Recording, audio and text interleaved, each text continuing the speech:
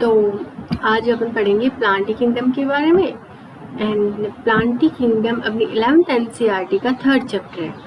इसके अंदर अपन पढ़ेंगे प्लांट्स का क्लासिफिकेशन, प्लांट्स को किन किन कैटेगरीज में डिवाइड किया गया है, जैसे कि एल्गी, ब्रायो, टेरिडो, जिम्नोस्पर्म, एंजियोस्पर्म वगैरह। ओके, तो इसके अंदर अपन उनकी डिटेल्स पढ़ेंगे, इनके एग्जाम्पल्स पढ़ेंगे। एग्जाम्पल्स पर याद करने में थोड़ी प्रॉब्लम होती है, तो आपको बहुत सारी ट्रिक्स भी मिल जाएंगी यूट्यूब पे, या फिर मेरे अकॉर्डिंग बेस्ट वे होता है किसी भी चीज़ को कि उसको आप इतना कंसंट्रेशन से पढ़ो कि मतलब आपका दिमाग कहीं नहीं जाए। आप पूरी कंसंट्रेशन से अगर किसी चीज़ को पढ़ोगे तो वो चीज़ आपके दिमाग में एक से फिट हो जाती है।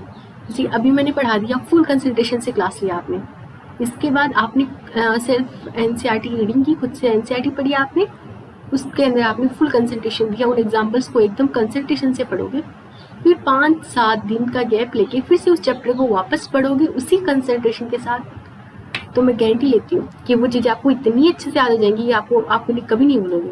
मतलब कि 7 दिन के बाद पढ़ लिया, फिर 5-7 दिन बाद और रीडिंग मारनी है, ऐसे मतलब 3-4 बार पर आपकी कंसंट्रेशन से आपने रीडिंग मार ली तो आप उनको कभी नहीं भूलोगे। ठीक है, और ये चैप्टर वैसे बहुत ईजी है, बस एग्जाम्पल्स याद करने होते हैं। एग्जाम्पल्स इतने ज़्यादा नहीं है, बस एल्गी के एग्जाम्पल हैं, ब्रायो और टेरिडो के हैं। बाकी जिम्नो एंजियोस्पर्म में तो ऐसे भी कोई एग्जाम्पल नहीं दे रखे, 1-2 दे रखे हैं बस, है ना। ये चैप्टर एक तरह से मोस्ट इजीएस्ट चैप्टर है अगर देखा जाए तो बाकी चैप्टर्स के कंपैरिजन में, है ना। और एनिमल किंगडम के तो एग्जाम्पल्स भी बहुत खतरनाक होते हैं, है ना। लेकिन अगर जैसे मैंने बताया किसी भी चीज़ को कंसंट्रेशन से पढ़ते हो वो चीज़ आपके दिमाग में एक तरह से फीड हो जाती है, आपको जरूरत ही नहीं पड़ती किसी ट्रिक वगैरह को यूज़ करने की। बाकी आप चाहो तो ट्रिक्स भी बना सकते हो इन सब चीज़ों की।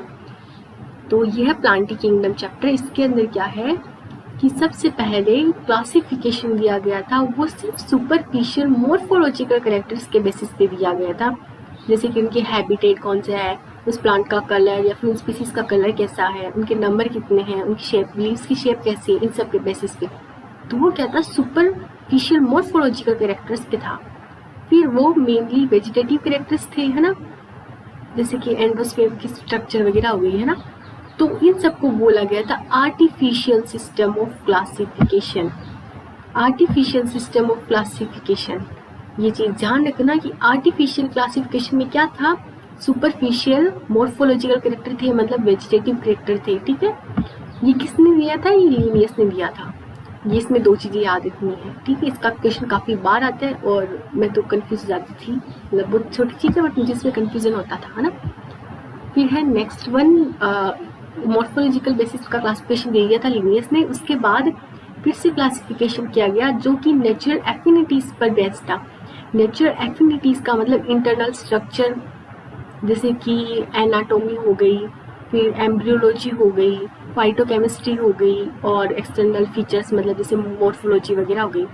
इन सब चीज़ों को इंक्लूड करके जो क्लासिफिकेशन किया गया उसको बोला गया था नेचुरल क्लासिफिकेशन। नेचुरल क्लासिफिकेशन दिया था जॉर्ज बेंथम और जोसेफ डाल्टन हुकर। ठीक है, तो बेंथम और हुकर का जो क्लासिफिकेशन था इसी को अपन अपनी हायर स्टडीज के अंदर यूज करते हैं। ठीक है, मतलब यही क्या है, यूनिवर्सली एक्सेप्टेड क्लासिफिकेशन है, कौन सा, नेचुरल सिस्टम वाला। उसके बाद अब आप बोलोगे कि ये मतलब एनाटॉमी वगैरह के बेसिस पे दे दिया नेचुरल क्लासिफिकेशन, मॉर्फोलॉजी के बेसिस पे दे दिया आर्टिफिशियल क्लासिफिकेशन। आर्टिफिशियल क्लासिफिकेशन दिया था लिनियस ने और नेचुरल क्लासिफिकेशन दिया था जॉर्ज बेंथम और हुकर ने। ठीक है, फिर नेक्स्ट आता है phylogenetic classification. Phylogeny, ancestral history, मतलब एंसेस्ट्री के बेसिस पे, इवोल्यूशन के बेसिस पे, इवोल्यूशनरी रिलेशंस को बीच में लेके कोई क्लासिफिकेशन दिया गया उसको बोलते हैं फाइलोजेनेटिक क्लासिफिकेशन। इसमें क्या है कि ये अपने को बताता है कि जो सेम टेक्सा के ऑर्गेनिज्म है उनके एंसेस्टर्स भी क्या होंगे, कॉमन होंगे। अगर किसी भी एक टेक्सा में कोई जानवर आ रहे हैं, कोई ऑर्गेनिज्म आ रहे हैं, कोई प्लांट आ रहा है, तो उनके एंसेस्टर क्या होंगे, सेम होंगे, कॉमन एंसेस्टर्स होंगे। तो ये क्या बताता है कि जो सेम टेक्सा के एनिमल्स होते हैं, सॉरी ऑर्गेनिजम्स होते हैं, उनके क्या होते हैं, एंसेस्टर्स कॉमन होते हैं। ये चीज भी ध्यान रखनी। ठीक है, ये मोस्ट इंपॉर्टेंट बन जाता है जबकि अपने को फॉसिल नहीं मिलता। फॉसिल्स के बेसिस पे तो अपन क्या कर लेते हैं कि अपने को पता चल जाता है कि ये पहले आया था, ये इसके बाद आया था, ये इसका एंसेस्टर है। लेकिन जब अपने को फॉसिल्स नहीं मिलते तो अपन क्या करते हैं, किसी भी एक टेक्सा के जो एनिमल्स हैं या प्लांट्स हैं या कोई भी ऑर्गेनिज्म है, मान लेते हैं कि उनका जो एंसेस्टर है वो क्या होगा, कॉमन होगा। ठीक है, नेक्स्ट वन है न्यूमेरिकल टेक्सोनॉमी। न्यूमेरिकल टेक्सोनॉमी को देख ही पता चल रहा है कि नंबर होंगे, मतलब कंप्यूटर्स का यूज़ किया गया होगा, मतलब कि जितने भी ऑब्जर्वेबल कैरेक्टर्स होते हैं उनको कंप्यूटर के थ्रू मतलब फीड किया जाता था। इस क्लासिफिकेशन में हर एक कैरेक्टर को इक्वल इंपॉर्टेंस दी जाती थी, मतलब कि जैसे कि जितने भी ऑब्जर्वेबल कैरेक्टर्स हैं उन सबको इक्वल इंपॉर्टेंस दी जाती थी। इसी वजह से एक ही टाइम पे हंड्रेड्स ऑफ कैरेक्टर अपन पढ़ सकते थे। ये क्वेश्चन आता है कि कौन सी टेक्सोनॉमी है जिसके अंदर हर एक कैरेक्टर को इक्वल इंपॉर्टेंस दी जाती है और एक साथ हंड्रेड्स ऑफ कैरेक्टर्स पढ़ सकते हैं, तो वो होती है न्यूमेरिकल टेक्सोनॉमी। नेक्स्ट वन है साइटो टेक्सोनॉमी। साइटो टेक्सोनॉमी को देखिए पता चल रहा है मतलब साइटोप्लाज्म से रिलेटेड होगी, यानी साइटोलॉजिकल इंफॉर्मेशन होती है, जैसे कि क्रोमोसोम का नंबर, उनका स्ट्रक्चर कैसा है, उनका बिहेवियर कैसा है, मतलब साइटोलॉजिकल इंफॉर्मेशन होती है साइटो टेक्सोनॉमी के अंदर, ठीक है। फिर नेक्स्ट वन है chemo taxonomy. Chemo taxonomy chemical constituents को यूज करती है कंफ्यूजन्स को रिजॉल्व करने के लिए। आप बोलोगे केमिकल कंस्टिट्यूएंट्स क्या होते हैं? केमिकल कंस्टिट्यूएंट्स होते हैं साइटोप्लाज्म में जो केमिकल्स वगैरह प्रेजेंट है। जब अपन डीप स्टडी कर रहे हैं, टेक्सोनॉमी को डीपली डिवाइड कर रहे हैं, तो क्या होता है कि अपन ऑर्गेनिज्म को डिवाइड करते करते इस लेवल तक आ जाते हैं कि अपन कंफ्यूजन क्रिएट होने लग जाता है। उस टाइम पे क्या होते हैं, केमिकल कीमो टेक्सोनॉमी यूज की जाती है, केमिकल बेसिस पे उनको क्लासीफाई किया जाता है, ठीक है। अब इनके जो क्लासेज हैं इनको जिनमें डिवाइड किया गया है ग्रुप्स के अंदर वो 5 हैं। तो क्या algae, bryo, pterido, gymno and angio. तो next first one is algae. Algae देख लो, मैंने एक डायग्राम दिया है, इसके अंदर माउंटेन्स के ऊपर ब्राउन कलर का एल्गी हो रखा है, मतलब ब्राउन एल्गी है ना। एल्गी सरफेस पे, पानी पे, सरफेस पे कहीं भी रह सकता है ना, एयर में भी रहता है, ठीक है। तो एल्गी में क्या होते हैं, क्लोरोफिल होता है। प्लांट किंगडम आ गया तो क्लोरोफिल तो होना ही है। सिंपल थैलोइड होते हैं, मतलब सिंपल थैलोइड का मतलब सरफेस से अटैच इनकी बॉडी होती है। ये ऑटोट्रॉप्स होते हैं कि क्लोरोफिल है खुद का फूड खुद से बनाते हैं, और मेनली मेजोरिटी जो इनकी होती है वो एक्वेटिक होती है। एक्वेटिक में ये फ्रेश वाटर और मेराइन वाटर दोनों में रहते हैं, ठीक है। तो मतलब ये फ्रेश और मेराइन दोनों टाइप के ऑर्गेनिजम्स हैं। ये जनरली अदर हैबिटाट मतलब और भी पानी के अलावा भी काफ़ी सारे हैबिटाट में होते हैं ना, तो जैसे कि मोइस्ट स्टोन्स वगैरह हो गए, मतलब वो स्टोन्स वगैरह जिनके पानी मतलब कॉन्टेक्ट में रहता है, जनरली सोइल हो गया, वुड हो गया, तो उन सब पर क्या होते हैं, एल्गी प्रेजेंट होते हैं। एल्गी जनरली वहाँ मिलेगा जहाँ पे पानी प्रेजेंट होगा, जैसे आपके पानी की नल है तो पानी के नल के छोटे छोटे वाटर ड्रॉपलेट्स पड़ते हैं, अपने घर पे नहीं, बाहर पब्लिक जो टैप वगैरह होती हैं वहाँ पे क्या छोटे छोटे पानी के ड्रॉपलेट्स कंटिन्यू गिरते रहते हैं वहाँ पे, तो आसपास क्या होता है, वहाँ पे एल्गी जमा हो जाती है ना। अब क्या होगा, एल्गी अकेले भी मिलते हैं, मतलब कि अपने यूनिकली मिलते हैं, और कई बार ये फंगी और एनिमल्स के साथ एसोसिएशन में मिलते हैं, जैसे कि लाइकेन्स के साथ। लाइकेन के अंदर फंगी के एसोसिएशन में कौन होता है, एल्गी होता है, दोनों मिलकर क्या बनाते हैं, लाइकेन एसोसिएशन हो गया। एनिमल्स के अंदर जैसे स्लोथ बियर है तो उसकी सरफेस पे भी एल्गी प्रेजेंट होते हैं। जो उनकी साइज और फॉर्म है वो हाईली वेरिएबल होती है, मतलब ये छोटे भी हो सकते हैं, मतलब माइक्रो साइज के, और मैक्सिमम बड़े बड़े हो सकते हैं, 100 मीटर तक इनकी हाइट साइज हो सकती है, ठीक है। जैसे कि कॉलोनियल होते हैं, ये कॉलोनियल का एग्जाम्पल है वॉल्वॉक्स, ये काफ़ी फेमस एग्जाम्पल है। फिलामेंटस फॉर्म होती है यूलोथ्रिक्स और स्पाइरोगाइरा की। कुछ मेराइन फॉर्म होती है जैसे कैट्स वगैरह, वो क्या करती है, मैसिव प्लांट बॉडीज बनाती है, मतलब उनकी सरफेस काफ़ी बड़ी होती है, ठीक है। वैसे मैंने बताया था कि ये हाईली वेरिएबल होते हैं साइज में। तो कॉलोनियल हो गए वॉल्वॉक्स वगैरह, फिलामेंटस हो गया और यूलोथ्रिक्स स्पाइरोगाइरा, और मेराइन फॉर्म्स हो गई तो जैसे कि कैल्प वगैरह, वो क्या बनाती है, मेसी वाटर बॉडीज, मतलब मेसी सरफेस क्रिएट करती है। वेजिटेटिव रिप्रोडक्शन होता है वो इसमें होता है फ्रेगमेंटेशन से, मतलब कोई छोटा सा इनका फ्रेगमेंट डिवाइड हो गया और वो क्या करता है, नई एल्गी क्रिएट कर लेता है, ठीक है। हर एक जो फ्रेगमेंट होता है वो थैलस में डेवलप हो जाता है, तो नया पार्ट बन गया, मतलब इसके अंदर वेजिटेटिव रिप्रोडक्शन होता है, वो होता है फ्रेगमेंटेशन से, ठीक है।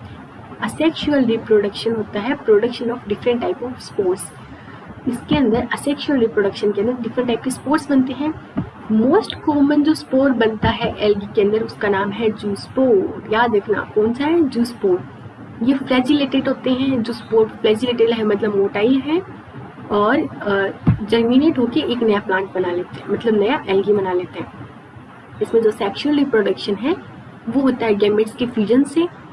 कैसे, मतलब गैमेट्स की भी तो डिफरेंट साइज होती हैं, तो एक होता है आइसोगेमस, एक होता है एनाइसोगेमस और एक होता है ऊगेमस। मतलब कि जब गैमेट्स सिमिलर साइज के हों तो उनको बोलते हैं आइसोगेमस।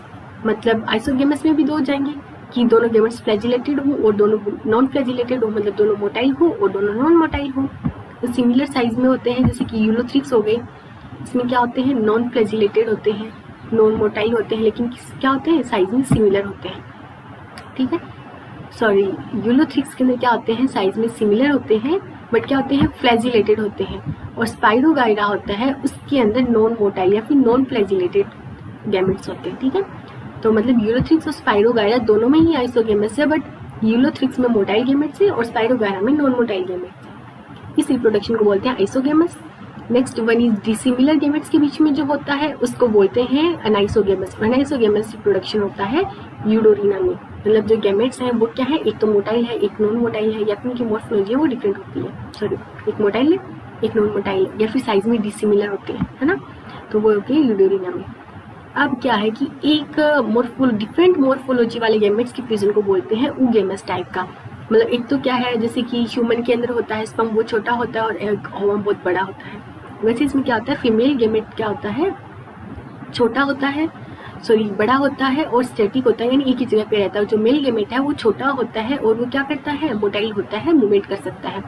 ये होता है वॉलबॉक्स और फिकस के अंदर। ठीक है, एग्जांपल्स हमें अच्छे से पढ़ने हैं कंसंट्रेशन के साथ और एग्जांपल्स को याद रखना है। एग्जांपल बेस्ड क्वेश्चंस आते हैं और हम उनको बहुत बार गलत करके आते हैं क्योंकि हमें कंफ्यूजन हो जाती है। ठीक है, अब देखो, अपनी अर्थ के अंदर जितनी भी कार्बन डाइऑक्साइड है, फिक्सेशन होती है कार्बन डाइऑक्साइड की, मतलब प्लांट्स फूड बनाते हैं तो उसकी half of the carbon dioxide fixation किसमें होती है, एल्गी के अंदर होती है, फोटोसिंथेसिस के थ्रू, है ना।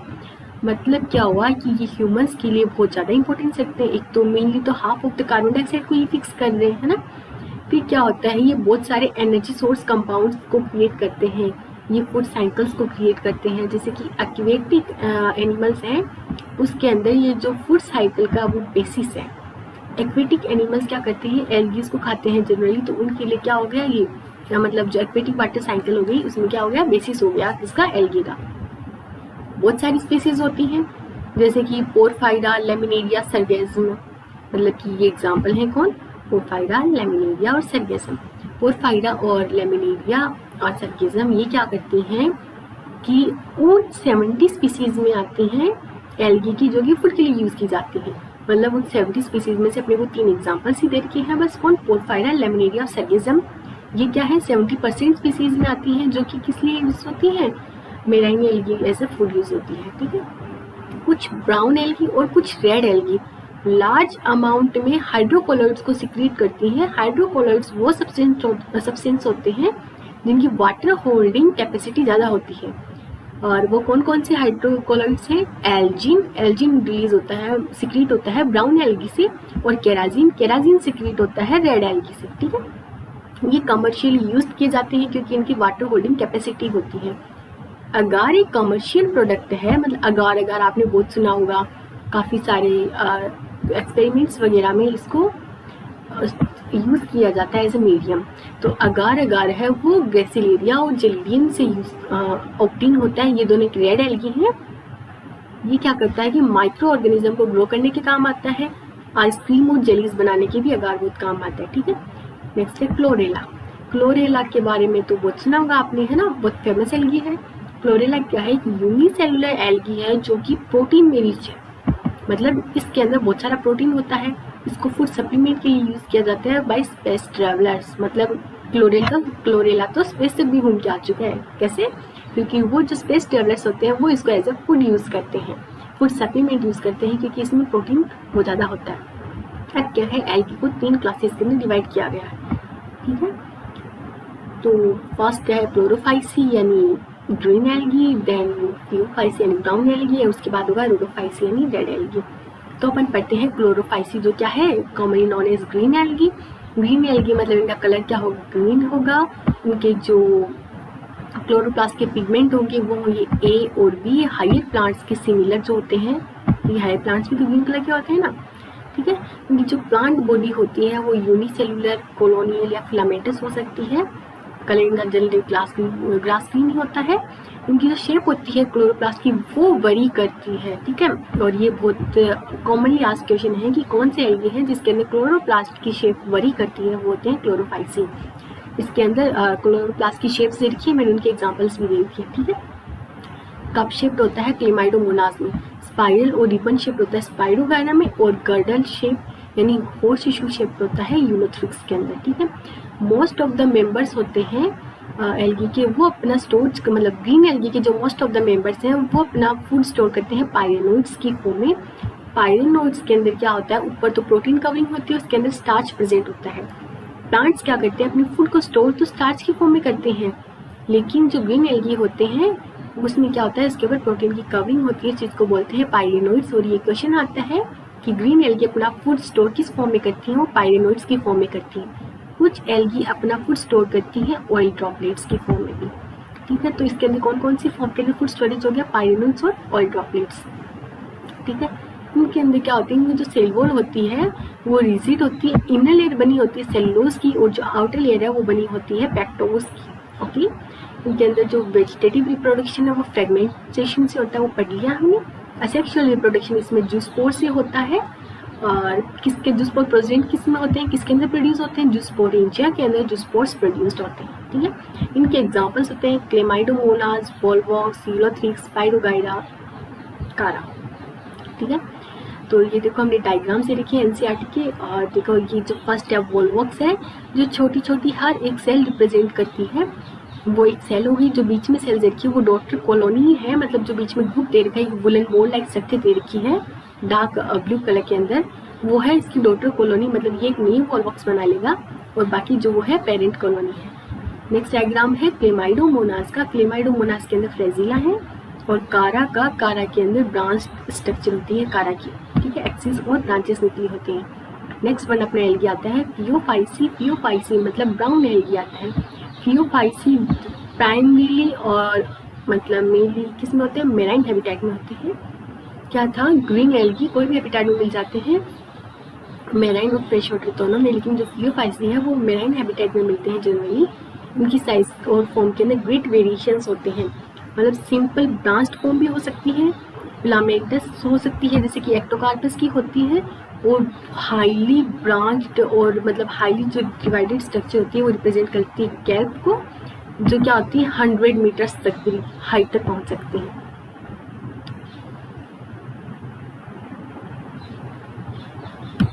इनके अंदर क्या होता है, इनका जो क्लोरोफिल होता है, लाइट चली गई कोई ना, अपन तो पढ़ते हैं, है ना। तो क्या है, इनका जो क्लोरोफिल होता है उसके अंदर होता है कैरोटीनॉइड, क्लोरोप्लास्ट होता है, उसमें होता है क्लोरोफिल ए और सी, कैरोटीनॉइड्स और जेंथोफिल। जिनका कलर वेरिएशन होता है वो ओलिव ग्रीन से ब्राउन की बहुत सारी शेड्स तक वेरी करता है। अब आप बोलोगे इसके कलर की इतनी वेरिएशंस क्यों है, क्योंकि इसके अंदर जो पिगमेंट है जेंथोफिल और फिकोक्सेंथिन, उनकी अमाउंट पर डिपेंड करता है कि इसके अंदर कौन सा कलर होगा, ठीक है। जो इसमें फूड होता है वो कॉम्प्लेक्स कार्बोहाइड्रेट्स की फॉर्म में स्टोर होता है, और वो कौन होते हैं, लेमिनेरिन एंड मैनिटोल। ये क्वेश्चन आता है कि जो ब्राउन एल्गी है वो अपना फूड किस फॉर्म में स्टोर करते हैं, तो वो होता है लेमिनेरिन और मैनिटोल। जो वेजिटेटिव फेज होती है उसके अंदर सेलुलोजिक वॉल होती है, जो कि आउटर उसकी जो कवरिंग होती है वो होती है जिलेटिनस, यानी ये मेराइन हैबिटेट में प्रेजेंट है, पानी के अंदर होते हैं, तो इनके अंदर क्या होती है, जिलेटिनस कवरिंग होती है सेलुलोज के ऊपर, ठीक है। जो प्लांट बॉडी होती है वो सबस्ट्रेटम यानी जो इनका बेस है उससे अटैच्ड होती है बाय होल्ड फास्ट, और एक स्टोल और स्ट्राइप लाइक स्ट्रक्चर होती हैं, और लीफ लाइक मतलब कि होल्ड फास्ट हो गया जो कि सबस्ट्रेटम से इसको अटैच करता है, देन स्टोक जो स्टेम जैसी होती है, और स्टाइप जो कि leaf like photosynthetic organ present है जिसके अंदर, ठीक है। इसमें वेजिटेटिव रिप्रोडक्शन फ्रेगमेंटेशन से होता है, और असेक्सुअल रिप्रोडक्शन होता है मोस्ट ब्राउन एल्गी के अंदर, है ना। मोस्ट ब्राउन एल्गी के अंदर असेक्सुअल रिप्रोडक्शन किससे होता है, मतलब एल्गी के अंदर जनरली जूस्पोर से ही होता है।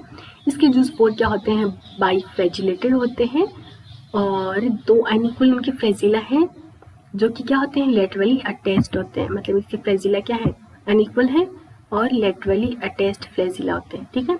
जिसमें सेक्सुअल रिप्रोडक्शन है वो अलग अलग फॉर्म में होता है, मतलब आइसोगेमस, अनाइसोगेमस और ऊगेमस, ठीक है। इसके जो गैमेट्स होते हैं वो पायरिफॉर्म होते हैं, यानी पीयर शेप्ड गैमेट्स होते हैं ब्राउन एल्गी के। उनके अंदर भी 2 लेटरली अटैच्ड फ्लैजिला होते हैं। जो मोस्ट कॉमन फॉर्म्स होती हैं इनके, मतलब जो एग्जांपल्स हैं ब्राउन एल्गी के, वो है ectocarpus, dictyota, laminaria, sargassum and fucus. हाँ, और मैंने फ्यूकस के आगे 2 लिखा है, क्यों? क्योंकि इसकी जो लाइफ साइकिल है वो डिप्लोटिक होती है। चैप्टर के एंड तक आते आते आप 2-3 जगह देख लोगे कि फ्यूकस की लाइफ साइकिल वो डिप्लोटिक होती है, तो इससे आपको याद हो जाएगा। ये क्वेश्चन कई बार टेस्ट में आता है, नीट में भी क्वेश्चन आया हुआ है कि जो कौन सा ऑर्गेनिज्म है, ऐसे दिया होता है कौन सा ऑर्गेनिज्म है जिसकी लाइफ साइकिल डिप्लोटिक होती है, फिर एग्जाम्पल्स दिए होते हैं 3-4 एल्गी के, उसके अंदर फ्यूकस की लाइफ साइकिल डिप्लोटिक होती है, ठीक है। फिर एग्जाम्पल दे रखे है मैंने लैमिनेरिया का, जिसका फोन्स, टाइप और हॉलफॉस्ट ये रिप्रेजेंट कर रखा है। फ्यूकस का है, देखो मैंने यहाँ पर भी लिखा है कि इसकी लाइफ साइकिल है वो डिप्लोटिक होती है। ये एयर ब्लैडर है, ये फ्रंट है, ये मिडरिब है और ये हॉलफास्ट है। ये डिक्टोटा का एग्जाम्पल है जिसके अंदर ये इसका फ्रंट है और ये स्टाइप है।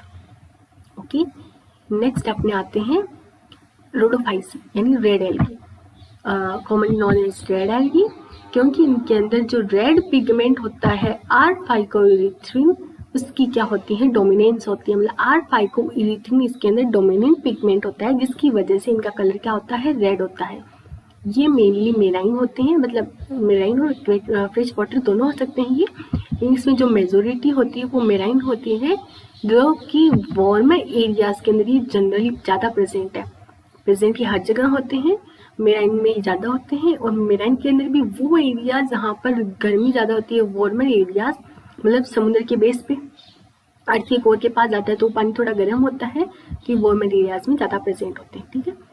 ये वेल लाइटेड रीजन्स यानी सरफेस पर, पानी की सरफेस पर भी प्रेजेंट होते हैं, और ये ग्रेट डेप्थ जहाँ पर कि रिलेटिवली जो लाइट की कंसंट्रेशन है वो बहुत कम होती है, वहाँ भी प्रेजेंट है।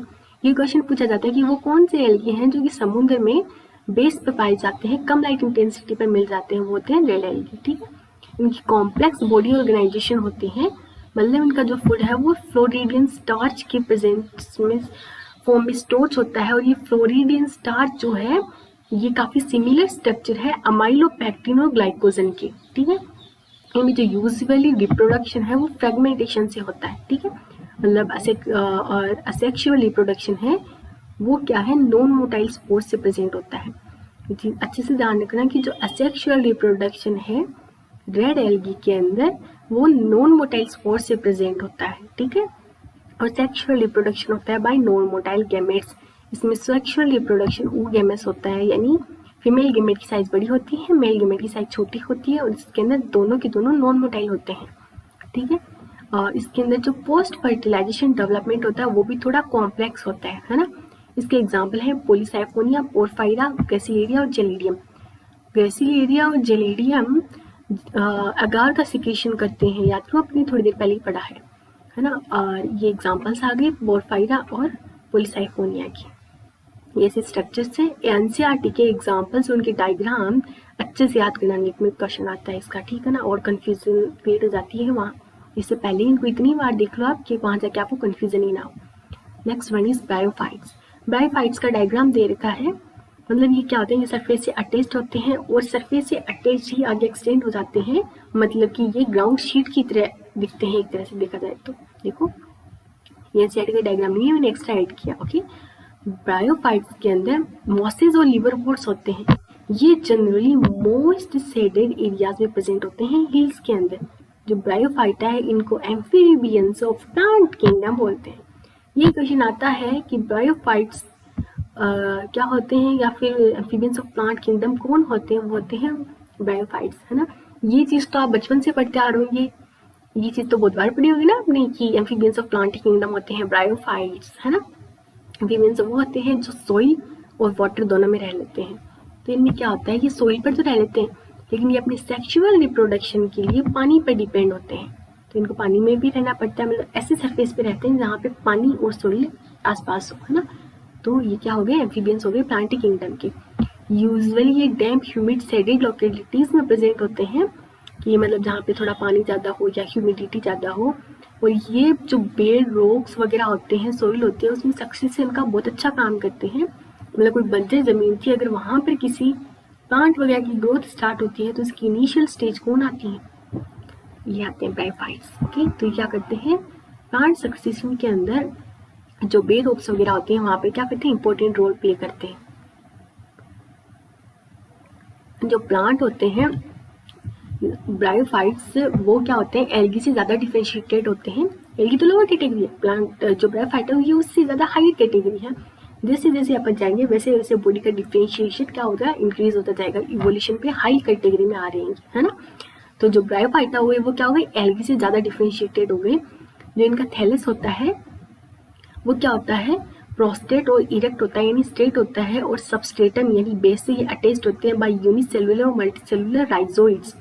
मतलब कि इनकी जो बॉडी ऑर्गेनाइजेशन है वो थैलस होती है या प्रोस्टेट और इरेक्ट होती है, ठीक है वो। और क्या होता है कि इनके अंदर जो सबस्ट्रेटम है यानी सरफेस है ये उससे अटैच्ड होते हैं बाय यूनिसेलुलर और मल्टीसेलुलर राइजोइड्स, यानी यूनिसेलुलर और मल्टीसेलुलर हेयर लाइक स्ट्रक्चर्स आप समझ लो। उससे क्या होता है, ये सबस्ट्रेटम से अटैच्ड होते हैं जो इनके लिए एक तरह से रूट का काम करती है ना। ये क्या होते हैं, इनमें ट्रू रूट स्टेम ओलिव्स नहीं होती। मतलब ब्रायोफाइटा के अंदर ट्रू स्ट्रक्चर जैसे कि रूट हो गई, स्टेम हो गई, लीव्स हो गई, वो प्रेजेंट नहीं है। इनके अंदर रूट लाइक, लीफ लाइक और स्टेम लाइक स्ट्रक्चर्स प्रेजेंट हो सकती हैं, ठीक है। लेकिन ट्रू रूट और लीफ वाली स्टेज स्ट्रक्चर्स जो है वो प्रेजेंट नहीं होती। तो इनकी मेन प्लांट बॉडी है वो क्या होती है, हैप्लॉइड होती है। हैप्लॉइड यानी मेन प्लांट बॉडी क्या होगी इनकी, गेमेटोफाइटिक मेन प्लांट बॉडी होती है ब्रायोफाइट्स की। ये चीज याद रखना, ठीक है। मतलब इस चीज पर ज्यादा ध्यान देना है, या तो सभी रखना, ऐसे नहीं कि मैंने जो जो बताया है वो चीज याद कर लो, आपने बोलो दीदी आपने तो बताया था कि ये याद रखना, नहीं, याद सब रखना है, लेकिन जो मैं हाईलाइट कर रही हूँ उस चीजों को गौर से देख लेना, फीड कर लेना माइंड में, ठीक है। इसमें जो सेक्स ऑर्गन होता है ब्रायोफाइटा का वो मल्टी सेलुलर होता है। मतलब जो गेमेटोफाइटिक स्टेज है वो क्या हो गई, डोमिनेंट है। डोमिनेंट यानी क्या है, ये मल्टी सेलुलर स्टेज है, जिसमें जो मेन सेक्स ऑर्गन होते हैं, सॉरी, तो उसके अंदर आते हैं मेल और फीमेल। तो जो मेल वाला है उसको बोलते हैं एंथ्रीडियम, और जो फीमेल वाला होता है उसको बोलते हैं आर्किगोनियम। जो एंथ्रीडियम होते हैं वो क्या करता है, बाइफेजिलेटेड एंथ्रीजोइड्स प्रोड्यूस करता है, जिसमें आर्किगोनियम होता है वो फ्लास्क शेप्ड होता है, मतलब किसी फ्लास्क की तरह से शेप होता है उसका, और ये एक सिंगल एग प्रोड्यूस करता है। ये चीज ध्यान रखना है कि जो ब्रायोफाइटा होते हैं उसके अंदर जो फीमेल सेक्स ऑर्गन यानी आर्किगोनियम वो फ्लास्क शेप्ड होता है और एक ही एग प्रोड्यूस करता है। अब क्या है, जो एंथ्रोजोइड्स होते हैं वो पानी में रिलीज होते हैं जहां पर वो आर्किगोनियम के कांटेक्ट में आते हैं। मतलब मैंने बताया था ना इनको सेक्सुअल रिप्रोडक्शन के लिए पानी की जरूरत होती है। अब क्या है, कोई भी एक एंथ्रोजोइड एक के साथ फ्यूज होता है और जाइगोट बनाएगा। फर्टिलाइजेशन के बाद तो जाइगोट ही बनता है। जाइगोट में क्या होता है, रिडक्शन डिवीजन इमीडिएटली नहीं बनता। ये क्या करता है, मल्टी सेलुलर बॉडी बनाता है जिसको बोलते हैं sporophyte. Sporophyte free living structure नहीं है। ये जो स्पोरोफाइट है ये क्या करता है, गेमेटोफाइट के ऊपर ही डेवलप होता है ना। ये क्या करता है कि जो गेमेटोफाइट है वो क्या था, फोटोसिंथेटिक था। ये उससे अटैच्ड होगा, उसके लिए पैरासाइटिक का काम करेगा, ये फ्री लिविंग नहीं होता है ना, और उसी से नरिशमेंट लेता है। कुछ सेल होते हैं इसके, उनमें रिडक्शन डिवीजन होता है। तो जाइगोट तो क्या बना था, 2n हो गया था, है ना, और उसमें इमीडिएट क्या हुआ था, उसने इमीडिएट अपनी स्ट्रक्चर नहीं बनाई थी, उसमें इमीडिएट रिडक्शन डिवीजन नहीं हुआ था। उसने पहले क्या बनाया, अपनी मल्टी सेलुलर बॉडी बनाई जो कि गेमेटोफाइट पर डिपेंड थी। फिर उसमें रिडक्शन डिवीजन होता है यानी मियोसिस होता है, जिसकी वजह से हैप्लॉइड स्पोर्स बनते हैं, और हैप्लॉइड स्पोर्स क्या बन लेते हैं, नेक्स्ट गेमेटोफाइट बना लेते हैं, ठीक है। अब ये क्या किया गया है, दो क्लासेस के अंदर डिवाइडेड है, लीवर वोट्स और मोसिस। लीवर वोट्स की बॉडी क्या होती है, थैलोइड होती है। जैसे कि एग्जांपल हो गया मार्किंशिया। मार्किंशिया का एग्जांपल आपने वो जगह देखा होगा। तो इसकी बॉडी क्या होती है, थैलोइड होती है। ये जो थैलस होता है वो डोर्सो वेंट्रली होता है, मतलब डोर्सल और वेंट्रल सरफेसेस होती है थैलस की। ये क्या होता है, सबस्ट्रेटम के क्लोज कांटेक्ट में रहता है, उस पर लाइट होता है, ठीक है। जो असेक्सुअल रिप्रोडक्शन है वो फ्रेगमेंटेशन से होता है। मतलब इसमें क्या है, थैलस का फ्रेगमेंटेशन होगा, वही sexual reproduction, sorry asexual reproduction हो गया, फ्रेगमेंटेशन। तो जो थैलस है उसका फ्रेगमेंटेशन होकर असेक्सुअल रिप्रोडक्शन होता है। असेक्सुअल रिप्रोडक्शन का एक और टाइप है इसके अंदर, जो है कि गैम्यूल फॉर्मेशन, यानी गेमा बनता है। गेमा क्या होता है, ग्रीन होता है, मतलब गेमेटोफाइट के ऊपर ही बनता है, ग्रीन होता है, मल्टी सेलुलर होता है और असेक्सुअल बड होता है। इसके अंदर क्या होता है, स्मॉल रिसेप्टिकल डेवलप होता है, उसको बोलते हैं गेमा कप, और गेमा कप ये लोकेटेड किस पर होता है, थैलस पर लोकेटेड है, मल्टी सेलुलर है, ग्रीन है, असेक्सुअल बड है। इसके अंदर गेमा कप प्रेजेंट है। जो गेमा है वो अपनी प्लांट बॉडी से डिटैच होता है, उससे अलग होता है और एक नया इंडिविजुअल क्रिएट कर लेता है, जैसे कि फ्रेगमेंटेशन में होता है, वैसा से कुछ समझ लो, बडिंग में जैसे होता है ना। अब इसमें क्या है, जो स्पोरोफाइट है वो डिफरेंशिएटेड होता है फूड, सीटा और कैप्सूल के अंदर। मियोसिस के जो स्पोर्स बनते हैं वो क्या करते हैं, कैप्सूल के अंदर प्रेजेंट होते हैं। मतलब कि जो स्पोरोफाइट है वो इसमें फुट, देन सीटा और उसके बाद कैप्सूल बनता है ऊपर। तो मियोसिस के बाद क्या होते हैं, जो स्पोर्स होते हैं छोटे छोटे, वो कैप्सूल के अंदर प्रेजेंट होते हैं और वो जर्मिनेट करते हैं स्पोर्स, ताकि एक नया फ्री लिविंग गेमेटोफाइट बन सके। इसका एग्जाम्पल मैंने बताया था आपको, मार्केंशिया, एक रीशिया भी इसका एग्जाम्पल होता है। ये है फीमेल थैलस और ये है मेल थैलस। इन दोनों को देख के कंफ्यूजन क्रिएट होती है। अब आप देखो, लड़कियां तो क्या होती है, बनी ठनी रहती हैं। मुझे बात देखो, मैं नहीं हूँ ना, मतलब मैं लड़की हूँ, लेकिन मैं makeup and all I don't like at all. And तो क्या है, जो फीमेल थैलस है वो क्या है, लड़कियां बनी ठनी होती हैं, सुंदर से बन ठन की रहती हैं। तो देखो फीमेल थैलस का जो ये पार्ट है, ये क्या है, कितना अच्छे से कोऑर्डिनेटेड, और मेल थैलस का देखो कैसे बिखरा बिखरा है ना। मॉसिस के एग्जाम्पल हैं जो अब नेक्स्ट अपने आते हैं, लिवरवोट अपने पढ़ लिया, नेक्स्ट वन इसमें मॉसिस।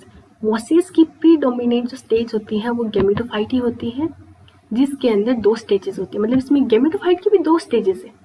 फर्स्ट होती है इसमें प्रोटोनीमा स्टेज। प्रोटोनीमा के अंदर ये स्पोर से डायरेक्ट डेवलप स्टेज होती है, यानी प्रोटोनीमा क्या हुआ, स्पोर से डायरेक्टली डेवलप हो गया। ये क्रीपिंग स्ट्रक्चर है, क्रीपिंग यानी रेंगती रहती है, ग्रीन होती है, ब्रांच्ड होती है और फ्रीक्वेंटली फिलामेंटस स्टेज होती है। मतलब इसमें फिलामेंट्स प्रेजेंट होते हैं बहुत सारे, ठीक है।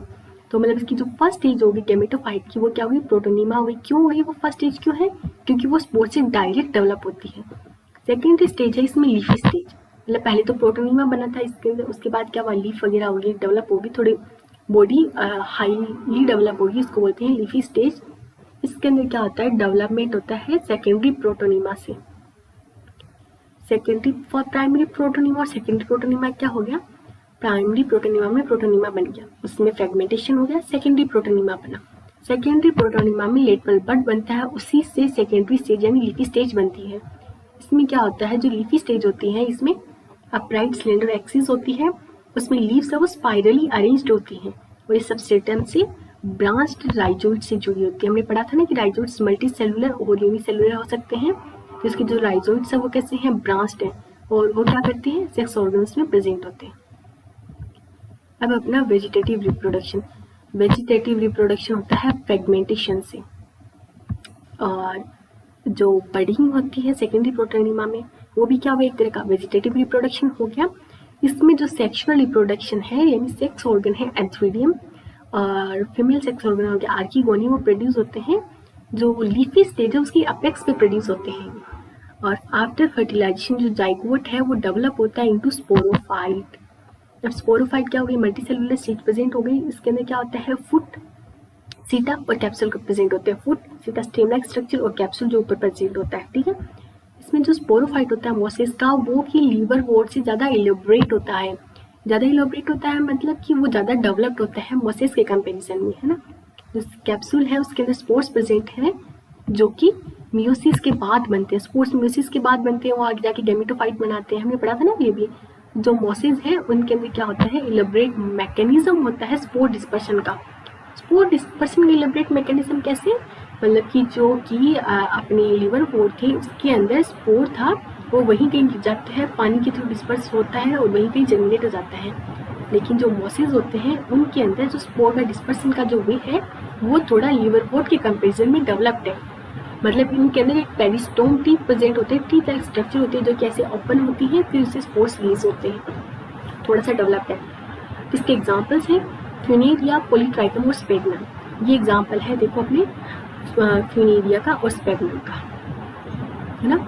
इसमें एक और चीज़ आती है कि जो स्पेगनम होता है ये एक तरह की कैरियर्स, जो गुड्स को कैरी करना होता है, किसी भी चीज़ को कैरी करना होता है तो उसके अंदर स्पेगनम वो पीठ, है ना, तो इसको पीठ भी बोलते हैं। मतलब जो स्पेगनम होता है इसको पीठ की तरह यूज़ करते हैं। कहीं प्लांट्स को ट्रांसपोर्ट करना होता है तो स्पेगनम के अंदर को प्लांट कर दिया जाता है, जिसकी वजह से क्या होता है, इसकी वाटर होल्डिंग कैपेसिटी ज़्यादा होती है ना।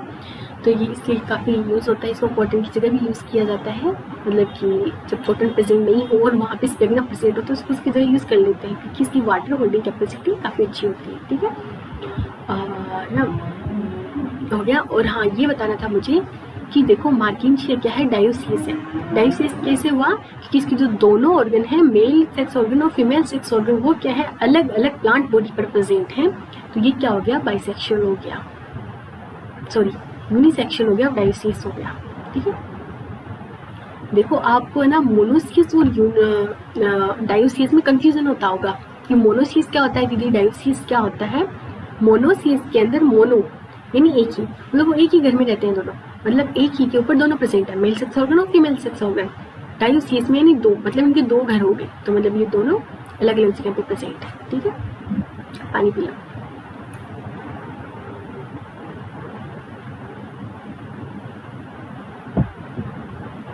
नेक्स्ट आता है अपना टेरिडोफाइट्स। ठीक है, टेरिडोफाइट्स क्या होते हैं, फर्स्ट वेस्कुलर क्रिप्टोगेम्स इनको बोल सकते हैं, मतलब सरफेस पर रहने वाले फर्स्ट वेस्कुलर प्लांट्स होते हैं ये। इनके लिए क्या होता है, वेस्कुलर सिस्टम डेवलप हो गया होता है। बाकी जो एल्गी ब्रायोफाइटा थी प्रिमिटिव थे, इनके अंदर वेस्कुलर सिस्टम जाइलम फ्लोएम नहीं डेवलप था, बट टेरिडोफाइटा के अंदर जाइलम और फ्लोएम डेवलप हो जाते हैं। ठीक है, अब जो टेरिडोफाइटा इनके अंदर हॉर्स टेल फंस आते हैं। आप बोले दीदी हॉर्स टेल प्लांट होती है, नहीं, हॉर्सटेल डिफरेंट टाइप के प्लांट्स होते हैं। वो नहीं कि आप समझ रहे हो कि घोड़े की पूंछ टेरिडोफाइट्स में कैसे आने लगी। ठीक है, तो इसमें कौन होते हैं, हॉर्सटेल और फंस होते हैं। इनका जो टेरिडोफाइट्स इनका मेन यूज देखा जाए तो वो होता है मेडिसिनल पर्पजेस के अंदर, मतलब इनको मेडिसिन में काफ़ी यूज़ किया जाता है। ये सोइल की बाइंडिंग में हेल्प करते हैं, सोइल बाइंडर्स होते हैं, और इनको ऑर्नामेंटल प्लांट्स की तरह भी काफ़ी यूज़ किया जाता है।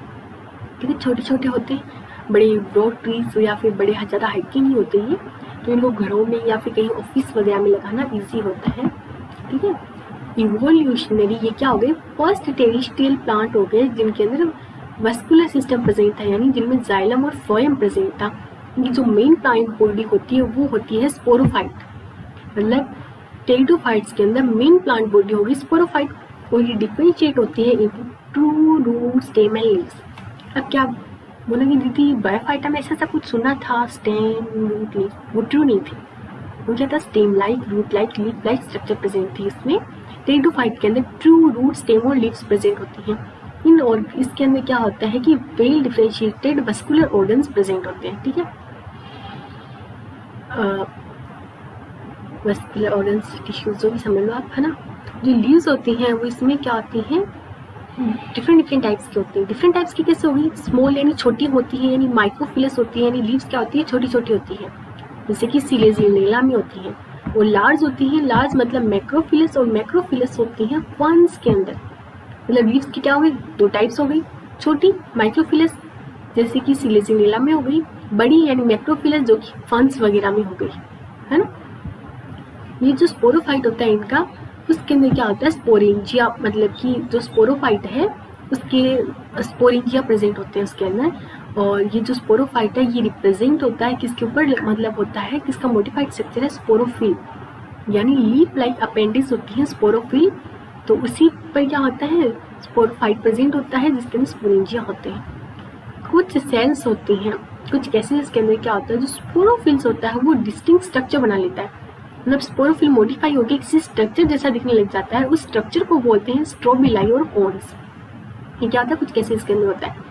स्ट्रोबिलाई और कोन्स किस में बनते हैं, सिलेजिनेला में बनते हैं और इक्विसेटम में बनते हैं। तो क्या हुआ देखो, आपके इन चीज़ों में आपको कन्फ्यूजन होगा कि लीव्स दो टाइप की होती है, माइक्रोफिलस और मैक्रोफिलस। माइक्रोफिलस लीव्स किसकी हो गई, सिलेजिनेला की। मैक्रोफिलस लीव्स किसकी हो गई, फर्न्स की। और कि स्ट्रोबिलाई और कोन्स किस में बनते हैं, सिलेजिनेला और इक्विसेटम में। ठीक है, एनसीईआरटी एग्जाम्पल्स हैं, नो कंफ्यूजन, डायरेक्ट क्वेश्चंस आते हैं और फिर वहाँ गलती हो जाती है अपने से, है ना। स्पोर्स क्या होते हैं, जनरली स्पोरेंजिया में प्रोड्यूस होते हैं मियोसिस के थ्रू, है ना। अब क्या हुआ, जो स्पोर मदर सेल थी उसमें मियोसिस हुआ, उसमें स्पोर बन गए। अब जो स्पोर क्या होगा, जर्मिनेट होगा और एक इनकॉन्स्पिशियस स्मॉल और मल्टी सेलुलर स्ट्रक्चर बनाएगा, जो कि क्या होती है, फ्री लिविंग होती है। और ये मोस्टली फोटोसिंथेटिक भी होती है, फ्री लिविंग यानी फोटोसिंथेसिस भी करेगी, ये थैलोइड बनाती है। तो जो स्पोर क्या था, यूनिसेलुलर था, तो जो स्ट्रक्चर बनेगी वो क्या होगी, गेमेटोफाइट होगी, है ना। और इस गेमेटोफाइटिक स्ट्रक्चर को बोलते हैं प्रोथेलस। तो क्या बनाया है इसने, थैलोइड गेमेटोफाइट बनाया है जिसको प्रोथेलस बोलते हैं। जो गेमेटोफाइट है उसको कूल, डैम्प, शेडी प्लेसेस चाहिए होती है ग्रो करने के लिए। इसी रेस्ट्रिक्टेड रिक्वायरमेंट की वजह से कि उसको अच्छा शेड वाली जगह चाहिए, ठंडी जगह चाहिए, है ना, पानी ज़्यादा चाहिए, तो उसकी वजह से क्या है, जो टेरिडोफाइट होते हैं उनकी जो ग्रोथ है वो क्या है, लिमिटेड है। मतलब ये जो टेरिडोफाइट है वो कुछ ही एरियाज के अंदर प्रेजेंट होते हैं।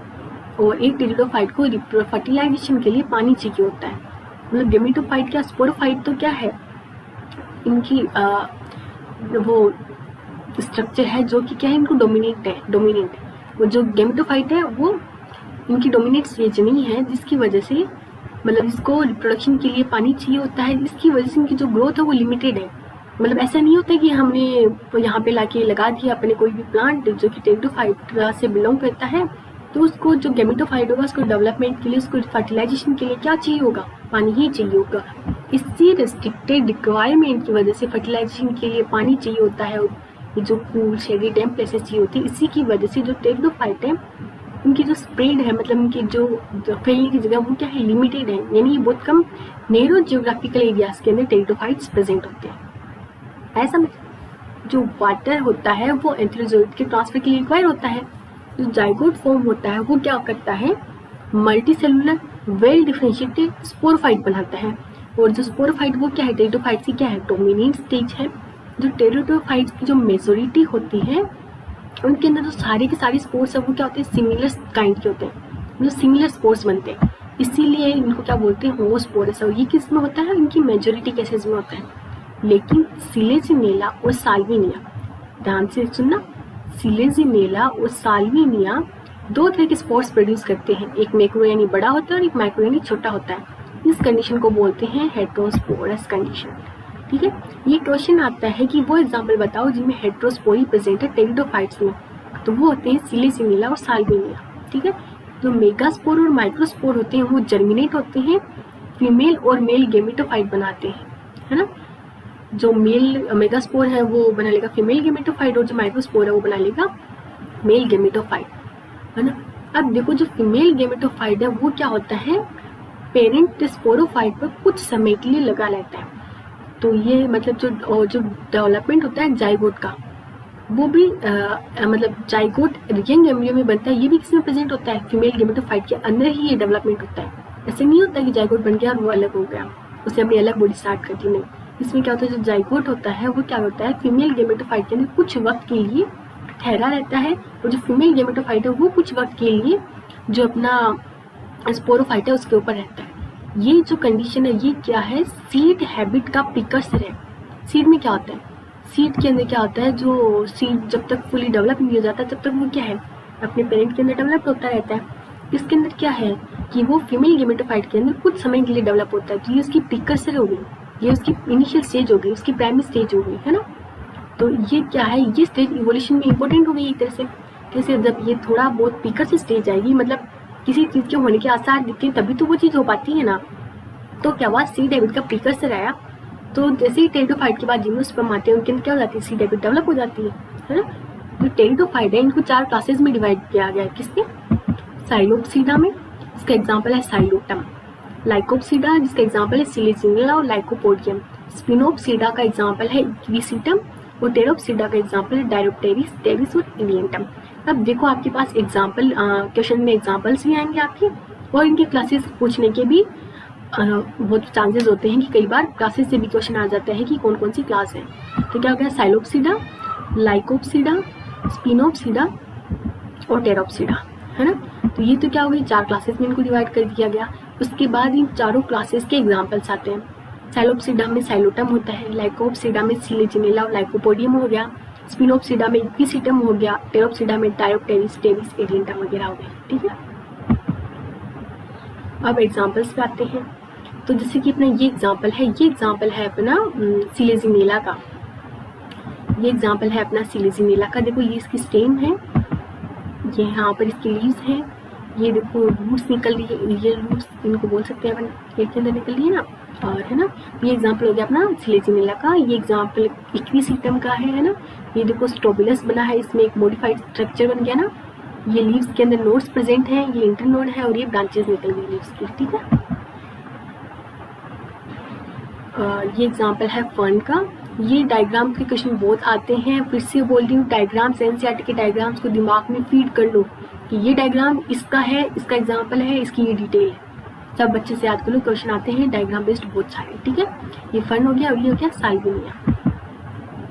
नेक्स्ट अपना आता है नेक्स्ट डिवीजन जो कि है जिम्नोस्पर्म। जिम्नोस्पर्म के अंदर क्या होता है, ओव्यूल्स ओवरी वॉल से क्लोज नहीं होता, मतलब कि जो ओव्यूल है वो एनवायरनमेंट में एक्सपोज्ड रहता है बिफोर और आफ्टर फर्टिलाइजेशन।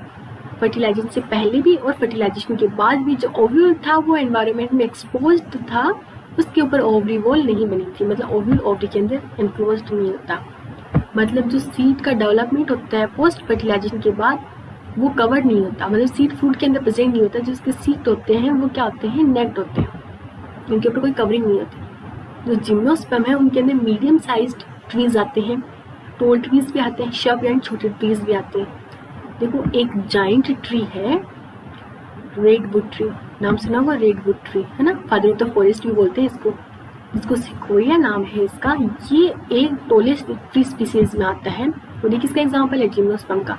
मतलब कि जो रेडवुड ट्री है फादर ऑफ द फॉरेस्ट जिसको बोलते हैं, वो क्या है, जिम्नोस्पर्म का एग्जाम्पल और ये one of the tallest tree species है।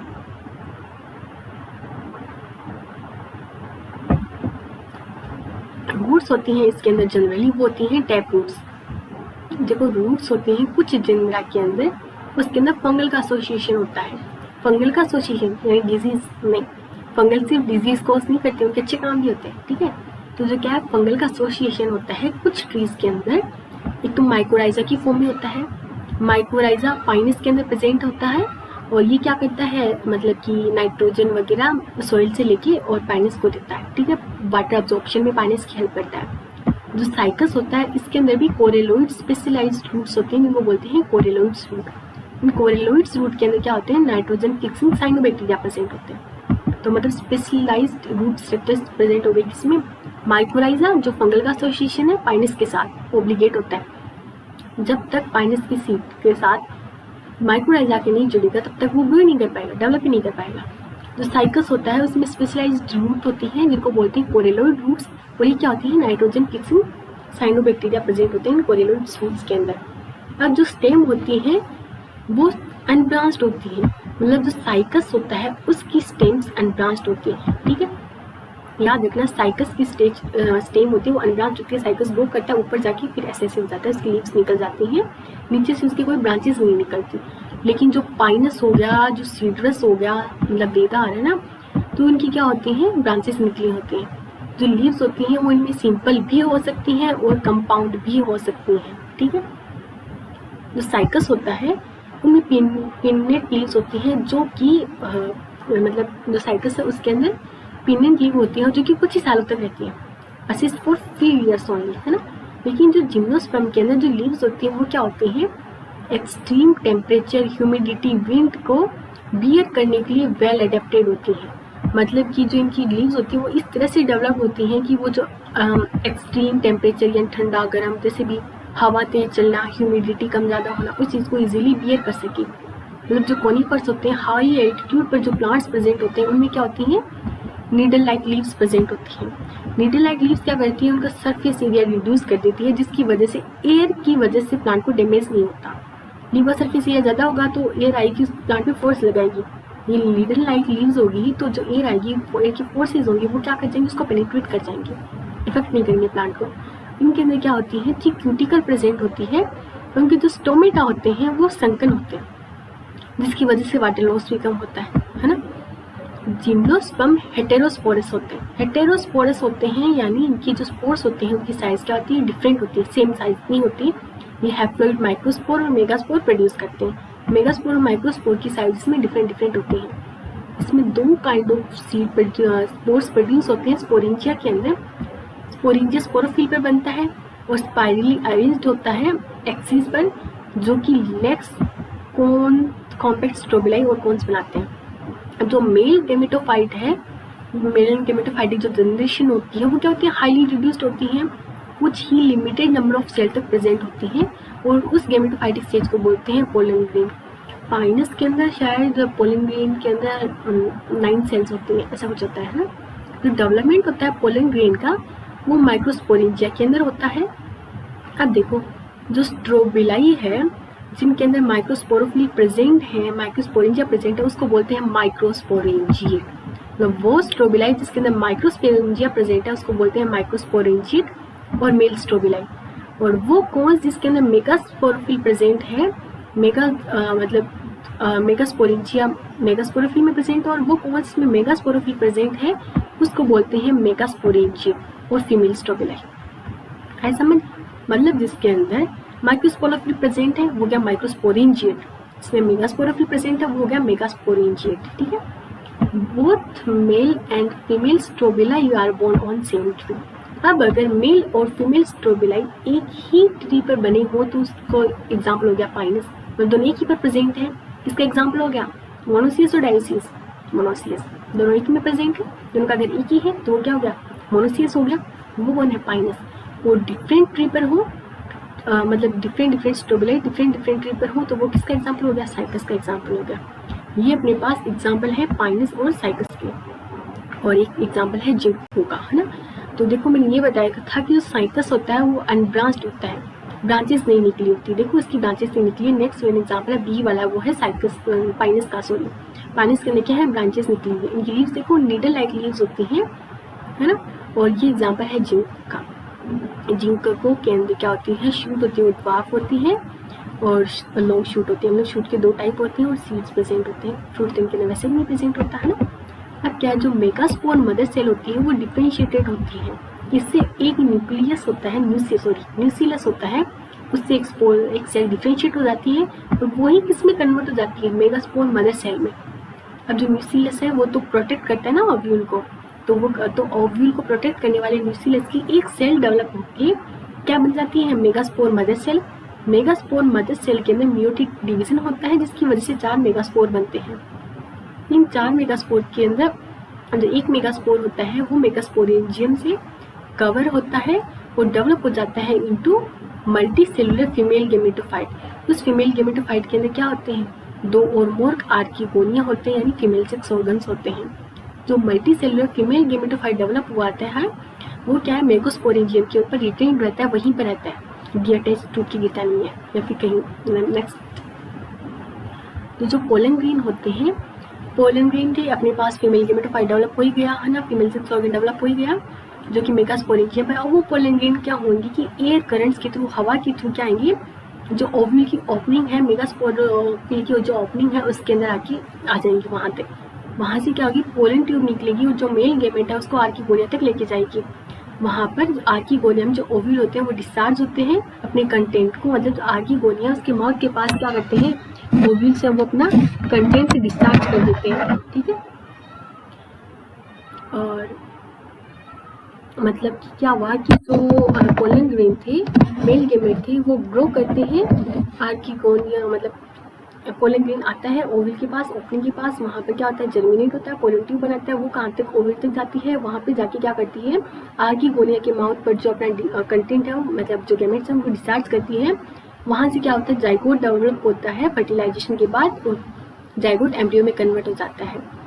अब क्या होता है, जाइगोट है वो तो बन जाता है एम्ब्रियो, और जो ओव्यूल था वो बन गया सीड में। ओवरी होती नहीं है, मतलब ओवरी वॉल नहीं होती है ना, तो मतलब फ्रूट बनता नहीं है इसके अंदर। अब जिसमें सीड्स होते हैं वो क्या होते हैं, कवर्ड नहीं होते, मतलब फ्रूट नहीं था तो सीड कवर्ड कैसे होगा, है ना। और देखो एक एंडोस्पर्म है, एंडोस्पर्म ये एनसीईआरटी में देखा है, मैंने बताया आपको। जो एंडोस्पर्म है वो इस जिम्नोस्पर्म की हैप्लॉइड होती है, एंजियोस्पर्म की एंडोस्पर्म ट्रिप्लॉइड होती है, लेकिन जिम्नोस्पर्म की एंडोस्पर्म क्या होती है, हैप्लॉइड होती है। ओके, देन एंजियोस्पर्म आते हैं। एंजियोस्पर्म के जो पोलन ग्रेन डेवलप, जो ओव्यूल है वो क्या स्पेशलाइज्ड स्ट्रक्चर यानी फ्लावर के अंदर डेवलप होते हैं। एंजियोस्पर्म आगे 12 के अंदर 2nd चैप्टर में अपन पढ़ेंगे सारी उनकी जो सेक्सुअल रिप्रोडक्शन है एंजियोस्पर्म का वगैरह, उसकी सारी फ्लावरिंग स्टेजेस वगैरह, तो अपन यहाँ पर इनकी ज़्यादा स्टडी नहीं करेंगे। ठीक है। जो सीड होते हैं वो फ्रूट के अंदर एनक्लोज होते हैं एंजियोस्पर्म के अंदर, जो और वाइड रेंज ऑफ हैबिटेट के अंदर प्रेजेंट होते हैं। ये स्मॉलेस्ट एंजियोस्पर्म है वो क्या है, वोल्फिया है, और टोल ट्री होता है किसका, यूकलिप्टस का। यूकलिप्टस के ट्रीज बहुत लंबे लंबे होते हैं और करीबन 100 मीटर तक की रेंज मतलब हाइट होती है उनकी। और कौन था, 100 मीटर तक कैल्प्स था जो प्लांट वाटर बॉडीज पर प्रेजेंट होते हैं, है ना। एल्गी, ब्राउन एल्गी कैल्प्स बनाते हैं ना, वो 100 मीटर की सरफेस तक कवर कर लेते हैं। वैसे ही जो यूकलिप्टस है वो हाइट के अंदर 100 मीटर तक जाता है। और स्मॉलेस्ट कौन हो गया, वोल्फिया हो गया। ये डिवाइडेड होते हैं दो क्लासेस के अंदर, डाइकोटिलिडेंस और मोनोकोटिलिडेंस। मोनोकोट के अंदर क्या होता है, एक कोटिलिडन प्रेजेंट होता है। डाइकोट के अंदर 2 कोटिलिडन प्रेजेंट होते हैं, है ना। ये क्या है, जिसमें की क्लासेस है। जो मोनोकोट्स है उनके अंदर पैरेलल वेनिसन होता है, जैसे कि बाजरे का आपने पत्ता देखा होगा, लीफ देखिए कि इसके अंदर जो वेनिसन है, जो लाइंस होती है वो क्या होती है, पैरेलल होती है। लेकिन जो डाइकोट होते हैं, नीम की लीफ देखी होगी आपने, इसमें रेटिकुलेट होते हैं, ऐसे होते हैं ना। अब जो मोनोकोटिलिडन्स है उनके फ्लावर क्या होते हैं, प्राइमेरस होते हैं। मतलब कि फ्लावर की जो कोई भी मेंबर होंगी वो 3 ही होंगी, चाहिए वो आप पेटल मान लो, चाहे सेपल मान लो, है ना, वो क्या होंगे, 3 ही होंगे। लेकिन जो टेट्रामेरस होते हैं, डाइकोटिलिडन या पेंटामेरस होते हैं, मतलब इसके अंदर जो पेटल और सेपल है वो क्या होते हैं, 4 से 5 होते हैं। अब क्या होता है, एंजियोस्पर्म के अंदर सिंगेमी और ट्रिपल फ्यूजन 2 चीज होती है। सिंगेमी क्या है, मेल गेमेट का फीमेल गेमेट के साथ फ्यूजन होना क्या है, सिंगेमी है, जिससे क्या बनता है, जाइगोट बनता है। अब आप बोलेंगे ट्रिपल फ्यूजन क्या है।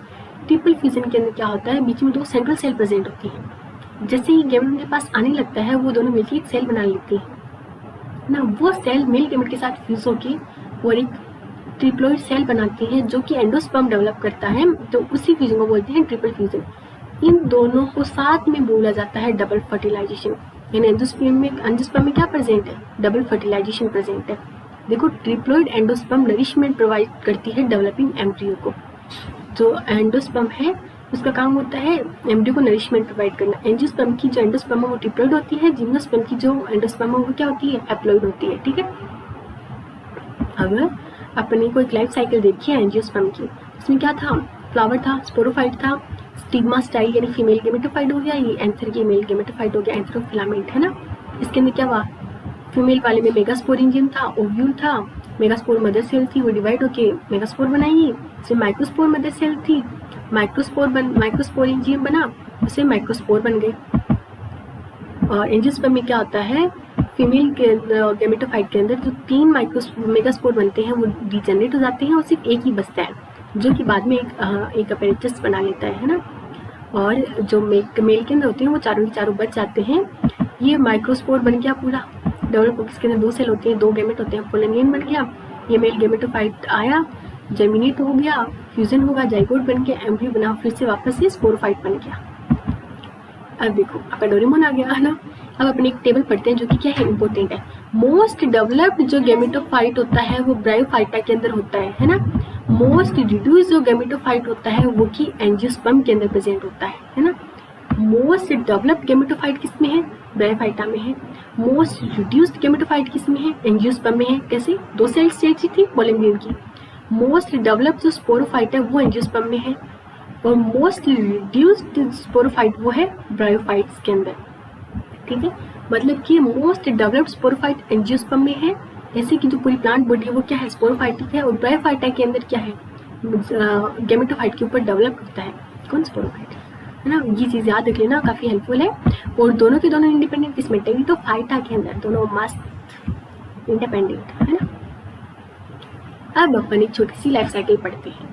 देखो, जो गेमेटोफाइटिक हैप्लॉइड प्लांट बॉडी होती है जो गेमेट प्रोड्यूस करती है माइटोसिस से, तो गेमेटोफाइटिक प्लांट बॉडी क्या करती है, गेमेट्स प्रोड्यूस करती है माइटोसिस से, क्योंकि जो गेमेटोफाइट क्या होता है, हैप्लॉइड प्लांट बॉडी होती है ना। फिर फर्टिलाइजेशन के बाद जाइगोट बन गया, जाइगोट के अंदर माइटोसिस होता है और डिप्लॉइड स्पोरोफाइट बनता है। ये तो कॉमन सी चीज होगी। अब जो स्पोरोफाइट गेमेटोफाइट बनना है ना, मतलब हैप्लॉइड डिप्लॉइड के बनना है, इसको क्या बोलते हैं, अल्टरनेशन ऑफ जनरेशन बोल देते हैं। इसमें 3 टाइप के आते हैं अपने। एक तो देखो, स्पोरोफाइटिक जनरेशन रिप्रेजेंट होती है सिर्फ एक सेल से, सिर्फ एक जाइगोट से, जैसे एल्गी में होती है ना। कोई भी फ्री लिविंग स्पोरोफाइट नहीं होता। मियोसिस जाइगोट में होती है, जिसकी वजह से हैप्लॉइड स्पोर्स बन जाते हैं और वो हैप्लॉइड स्पोर्स वापस क्या कर लेते हैं, गेमेटोफाइट बना लेते हैं। तो इसमें जो डोमिनेंट फ्री लिविंग स्टेज है वो कौन है, गेमेटोफाइट है। और जो स्पोरोफाइट थी वो तो एक सिंगल सेल था जाइगोट, जिसमें मियोसिस हुआ और फिर स्पोर्स बन के गेमेटोफाइट बना लिया। इस तरह की जो लाइफ साइकिल होती है इसको बोलते हैं हैप्लॉइडिक लाइफ साइकिल। हैप्लोनिक लाइफ साइकिल का एग्जाम्पल है वोल्वॉक्स, स्पायरोगाइरा और कुछ स्पीसीज क्लेमाइडोमोनास की भी होती है इसमें, ठीक है। इसके एग्जाम्पल याद रखना कौन कौन, वोल्वॉक्स, स्पायरोगाइरा और क्लेमाइडोमोनास की भी कुछ स्पीसीज होती हैं। मुझे याद करने में बहुत दिक्कत होती थी कि कौन हैप्लॉइड है कौन डिप्लॉइड है, तो वोल्वॉक्स स्पायरोगाइरा क्या है, हैप्लॉइड है, याद रख लो। और डिप्लॉइड स्पोरोफाइट डोमिनेंट हो जाए जब, मतलब फोटोसिंथेटिक हो जाए, इंडिपेंडेंट जो स्टेज होती है वो कौन हो जाए, स्पोरोफाइट हो जाए। जो गेमेटोफाइटिक स्टेज है वो कुछ सेल या फिर सिंगल सेल से रिप्रेजेंट होती हो, तो इस लाइफ साइकिल को क्या बोलते हैं, डिप्लॉइडिक, क्योंकि इसमें जो डोमिनेंट स्टेज है वो कौन है, डिप्लॉइड स्पोरोफाइट है। इसका एग्जाम्पल है एल्गी। एल्गी का एग्जाम्पल कौन सा एल्गी आता है, इसमें फ्यूकस आता है 2N, मैंने बताया था ना। जिम्नोस्पर्म और एंजियोस्पर्म में भी ये होते हैं ना, सीड बेयरिंग प्लांट्स आते हैं। फिर जो बायोटेरिडो होते हैं उनके अंदर हैप्लोडिप्लॉन्टिक लाइफ साइकिल है। ये क्या होती है, इसमें क्या होता है कि दोनों फेजेस मल्टी सेलुलर है, गेमेटोफाइटिक और स्पोरोफाइटिक दोनों मल्टी सेलुलर है, भर भर के, मतलब काफी डेवलप स्टेट बनाती है। दोनों के अंदर मतलब जिम्नो के अंदर, सॉरी ब्रायो के अंदर, टेरिडो के अंदर डोमिनेंट फेजेस है वो वरी करती है। ब्रायोफाइट्स के अंदर जो गेमेटोफाइट है वो क्या है, डोमिनेंट स्टेज है ना। मतलब इंडिपेंडेंट फ्री लिविंग कौन है, लॉन्ग लिव्ड, ज्यादा कौन जीता है, ब्रायोफाइट के अंदर गेमेटोफाइट जीता है। जो स्पोरोफाइट है वो क्या है, शॉर्ट लिव्ड है और डिपेंडेंट होता है। टेरिडोफाइट के अंदर जो स्पोरोफाइट है वो डोमिनेंट है, मतलब इंडिपेंडेंट है, ज्यादा जीता है। और जो गेमेटोफाइट है वो क्या होता है, वो भी इंडिपेंडेंट है, इंडिपेंडेंट इसमें दोनों है, लेकिन शॉर्ट लिव्ड होता है गेमेटोफाइट, ठीक है। और ब्रायोफाइटा के अंदर सिर्फ गेमेटोफाइटा वो फ्री लिविंग होता है, स्पोरोफाइट उस पर डिपेंडेंट है। टेरिडोफाइटा में दोनों फ्री लिविंग होते हैं, दोनों इंडिपेंडेंट होते हैं, ठीक है। डोमिनेंट स्टेज टेरिडोफाइटा में स्पोरोफाइट होती है। अब देखो कुछ एल्गी भी होते हैं जिसमें हैप्लोडिप्लॉन्टिक लाइफ साइकिल प्रेजेंट होती है ना। देखो बहुत सारे एल्गी हैं, मैक्सिमम एल्गी के अंदर हैप्लोडिप्लॉन्टिक लाइफ साइकिल होती है।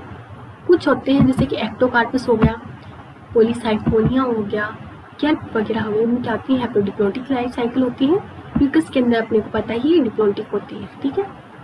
ये अपने डिप्लॉन्टिक और हैप्लोडिप्लॉन्टिक लाइफ साइकिल की डायग्राम दे रखे हैं, है ना। देखो इसके अंदर क्या है, ये जो देखो डिप्लॉन्टिक स्टेज कितनी देर तक स्टे करी, पूरी लाइफ साइकिल के 1/4 पार्ट से भी कम टाइम तक। तो ये कौन सी लाइफ साइकिल होगी, हैप्लोडिक, क्योंकि ज्यादा टाइम किसने लिया है, लॉन्ग लिव्ड कौन है इसमें, हैप्लोडिक हो गई है, क्योंकि हैप्लोइड जो स्टेज है वो क्या, गेमेटोफाइट क्या है, लॉन्ग लिव्ड है इसमें।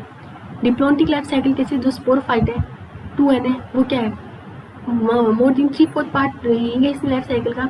और इसमें जो हैप्लोडिक लाइफ साइकिल जो गेमेटोफाइट है उसने थोड़ा टाइम लिया, तो ये क्या हो गया, डिप्लॉन्टिक लाइफ साइकिल हो गई, है ना।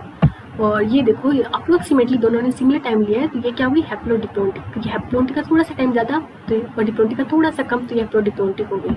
इनको बैठ के रटना मत, इतना देख लेना किसका ज्यादा टाइम आ रहा है, वो कौन से मोर देन 3/4 टाइम हैप्लोडिक ने लिया, हैप्लोडिक लाइफ साइकिल हो गई। डिप्लॉन्टिक ने लिया, डिप्लॉन्टिक हो गई। दोनों ने अप्रोक्सीमेटली लिया, हैप्लोडिप्लॉन्टिक हो गई, ठीक है। उसके बाद थैंक यू सो मच, आपने मेरी पूरी क्लास ली। अब देखो मैं भी आपके लिए बहुत एफर्ट्स कर रही हूँ, नोट्स बनाती हूँ, आपको एक्सप्लेन करती हूँ सब कुछ। आपको भी क्या करना है, बहुत अच्छे से मेहनत करनी है, बहुत अच्छे से पढ़ना है। अब क्या है कि अपन अपना एनिमल किंगडम करने के बाद अपन PYQs करेंगे, प्रीवियस ईयर क्वेश्चन अपन देख लेंगे, जितने भी हैं पिछले 10-12 साल के, उन सबको सॉल्व करेंगे।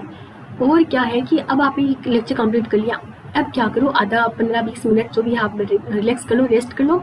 इसके बाद अपनी NCERT उठाओ, लाइन टू लाइन उसको पढ़ डालो।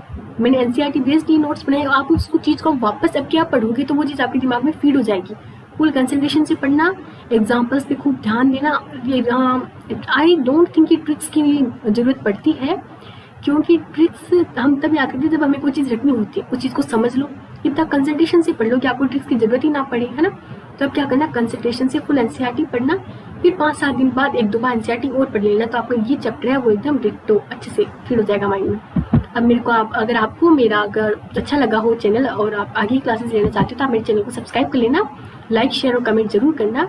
अब देखो, stay positive, what ever happens your positive attitude brings your positive result. अब आप ऐसे मत सोचना कि दीदी थोड़ा चैप्टर हार्ड लगता है, पता नहीं होगा नहीं, NCERT लेके भी तो हो जाएगा इजीली, बहुत ईजी है। आप किसी भी चीज को पढ़ने से पहले ये सोच लो कि मैं इसको कर सकती हूँ, मैं इसको कर सकता हूँ, तो आप उसको करने से कोई नहीं रोक सकता। और अगर आप उसको करने जा रहे हो, आपको खुद की एबिलिटी पे डाउट हो रहा है, मैं कर पाऊंगा या नहीं कर पाऊंगा, तो फिर आपके चांसेस डगमगा जाते हैं। लेकिन अगर आपने सोच लिया मैं करूंगा, मैं कर सकता हूँ, मैंने किया है, मैं कर सकता हूँ, मैं करूंगा, तो फिर आपको कोई नहीं रोक सकता, आप जरूर करोगे, ठीक है। ऑल द बेस्ट, अच्छे से पढ़ो।